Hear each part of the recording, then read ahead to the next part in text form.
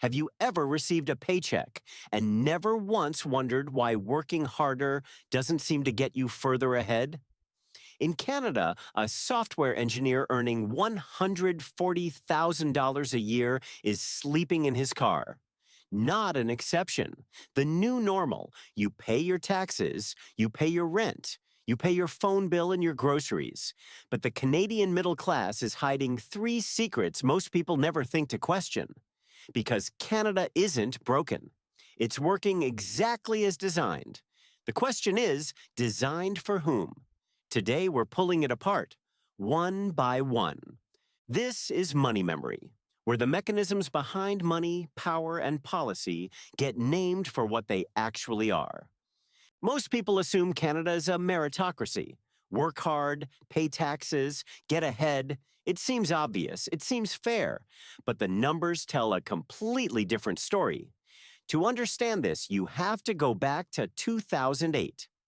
When the global financial crisis collapsed housing markets in the United States, Ireland, and Spain, Canada's held. The government's response was not to ask why, it was to make sure it continued. Interest rates held near zero. Mortgage rules loosened. Foreign capital flooded into Vancouver and Toronto with almost no restriction. What started as crisis management became permanent policy. And what started as policy became a machine. Here's what's actually happening. A surgeon working 12-hour shifts pays a marginal tax rate above 50%. Her neighbor, who bought a house in the Toronto suburbs in 2005, sold it last year for a gain of over $1 million, completely tax-free. Under the principal residence exemption, same country, same year, opposite incentives. Think of it like a race where one runner is wearing weights and the other is riding a bicycle, and the government designed the track. Which means Canada built an economy where it pays more to own than to work. And capital went exactly where the incentives pointed. But the asset trap was only the first layer. Because once you've captured the wealth, you need to capture the spending too. Canada is one of the wealthiest countries on Earth, and yet basic services cost more here than almost anywhere in the developed world. That's not inefficiency. That's architecture. 5 banks control Canada's mortgage market. 3 grocery chains control food retail. 3 telecommunications companies control wireless service. These walls weren't built overnight. They were assembled across the second half of the 20th century under the banner of protecting Canadian industry from American competition. The logic was national. The outcome was oligopoly.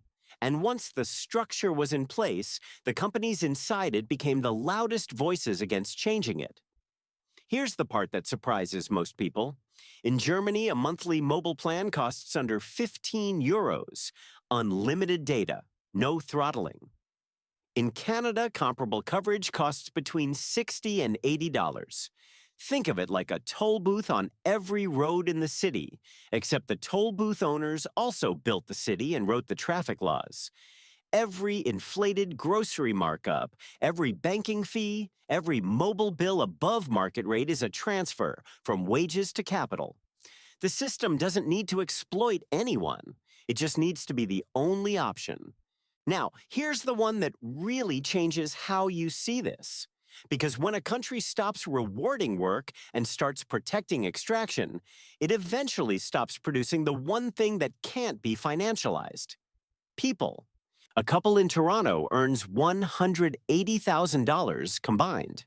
They cannot qualify for a mortgage on a 2-bedroom home without a parental down payment. In 1995, a high school teacher bought a 3-bedroom house north of Toronto for $178,000. Single income. The mortgage fit. That same house sold in 2024 for $1.6 million. The teacher's salary, adjusted for inflation, rose perhaps 40% over that period. The house rose 800%. At some point, appreciation becomes something else. Extraction. There is a generation in Canada that arrived just in time. They bought in 2012, 2014, 2016. Their mortgages are manageable. Their equity is real. They are not villains. They are the before photograph. The generation directly behind them is the after. Same city, same ambition, completely different math. A generation later, that gap has a name: the Bank of Mom and Dad. By some estimates, Canada's sixth largest mortgage lender. If your parents own property, you enter the system on their leverage. If they don't, you pay their mortgage and rent, funding their retirement with your income. Here's what's actually happening. Think of it like a ladder where each generation pulled up the rungs behind them, not out of cruelty, but because the system rewarded exactly that. Canada's fertility rate fell to 1.33 in 2022, below France, below Germany, below the European average, below replacement, by a margin demographers call structural. In Toronto and Vancouver, the average age of a first-time homebuyer now exceeds 36, a decade delayed, a decade without the bedroom for children, without the cushion to start a business.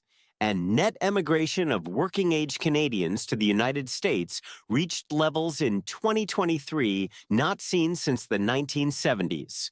Engineers, physicians, tradespeople, when the productive leave, the tax-based contracts. Without a generation willing to stay, the machine starts consuming itself. Here's the detail that reframes everything. The OECD, in projections published in 2023, ranked Canada among the weakest performers of all advanced economies in per capita GDP growth expected through 2060. Near the bottom of 38 countries, not a developing economy, not a country in crisis.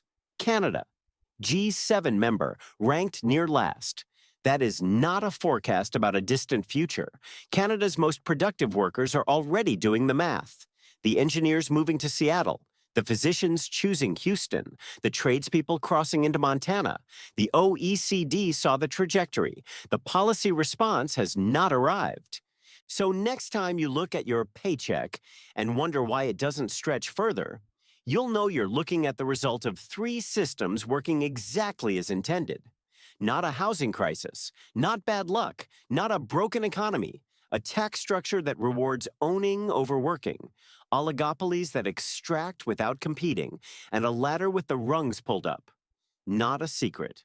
A system. The bill doesn't arrive as a headline. It arrives in your rent, your paycheck, and the city your children won't be able to afford. Which of these three surprised you the most? Tell us in the comments. If any of these landed, hit the like button. Share it with someone in Canada who thinks this is just the market. And subscribe to Money Memory for more of the mechanisms behind the world you live in. Because the patterns don't change, only the names do.